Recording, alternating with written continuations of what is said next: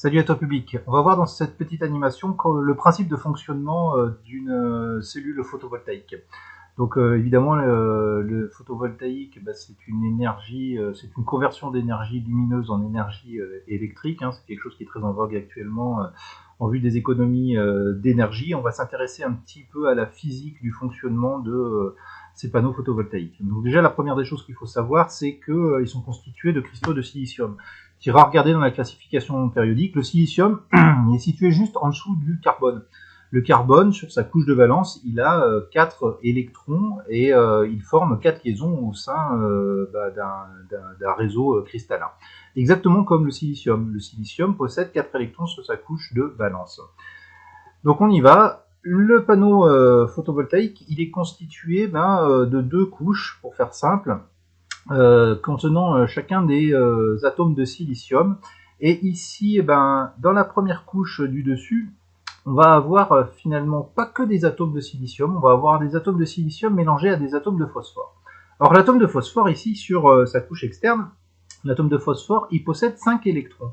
Alors si tu regardes bien, les atomes de silicium, ils sont les uns à côté des autres. Donc il faut imaginer ça en 3 dimensions, avec des atomes de silicium dessus, des atomes de silicium dessous.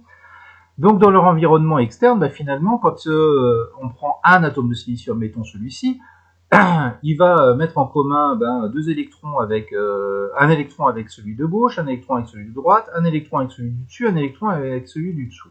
Ce qui fait que dans son environnement électronique, il satisfait la règle de l'octet. Il a 8 électrons dans sa couche externe. Bon, très bien. Sauf que quand tu commences à y mettre par dopage, c'est-à-dire que dans le réseau cristallin, on va ajouter des atomes de phosphore qui, eux, possèdent 5 électrons, on s'aperçoit assez rapidement que cet électron ici, il va être en excès. Il va y avoir un excédent d'électrons par rapport à la règle de l'octet, qui fait que la stabilité d'un élément est plus importante lorsqu'il a un environnement électronique avec 8 électrons autour de lui. Bon, maintenant regardons un petit peu ce qui se passe dans la couche du dessous. La couche du dessous, elle va pas être dopée avec des atomes de phosphore, elle va être dopée avec des atomes de bore. Et ces atomes de bore, eux, n'ont que 3 électrons dans l'environnement externe.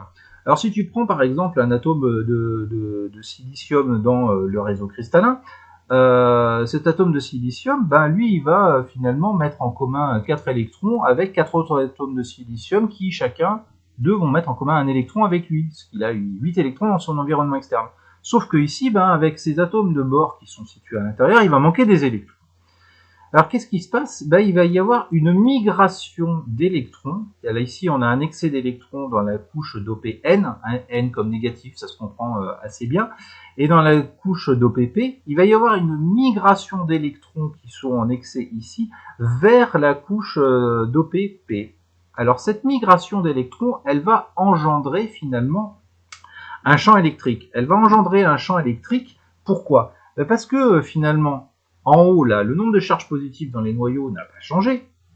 Par contre, des électrons ont quitté cette zone du cristal pour aller dans la zone inférieure. Donc finalement, on se retrouve avec un excédent de charges positives par rapport aux charges négatives dans la zone supérieure. Donc ici, finalement, on va avoir apparaître ici une borne positive. Et en bas, comme il y a un excès d'électrons, on va se retrouver avec une borne négative. Alors c'est de là que va apparaître finalement ce champ électrique. Ce champ électrique qui, lui, va descendre les potentiels, qui va aller de la zone positive vers la zone négative. Très bien. Bon, maintenant, il ne reste plus que ces électrons qui sont finalement piégés dans le cristal ici, il ne reste plus qu'à leur fournir de l'énergie. Et cette énergie, c'est de l'énergie solaire. Et il faut que les photons incidents du Soleil aient suffisamment d'énergie pour finalement permettre aux électrons de la zone P de rejoindre la zone N. Je te rappelle, ici, on va avoir une zone qui va être plutôt chargée positivement. Les électrons sont négatifs. Donc, il est assez naturel que les électrons remontent dans la couche N, mais pour cela, il va falloir leur fournir de l'énergie. Et de l'énergie sous forme finalement lumineuse, sous forme qui va être fournie par les photons incidents provenant du Soleil. Donc maintenant, quand on va relier tout ça, alors là la petite animation te montre effectivement que les électrons vont migrer vers la couche N sous l'action du Soleil. Il faut relier tout ça finalement maintenant à un circuit électrique. Et ce circuit électrique ici va permettre finalement de boucler la circulation des électrons et finalement d'expliquer, de permettre de mieux comprendre le fonctionnement de cette cellule photovoltaïque. On s'attardera en TP un tout petit peu plus sur le détail des réseaux cristallins et de la migration des électrons, mais en gros tu as les grandes lignes du principe de fonctionnement de ce panneau solaire. Voilà, écoute, j'espère que ça t'a aidé à comprendre un peu mieux le fonctionnement des panneaux solaires, et puis je te dis à bientôt pour le TP.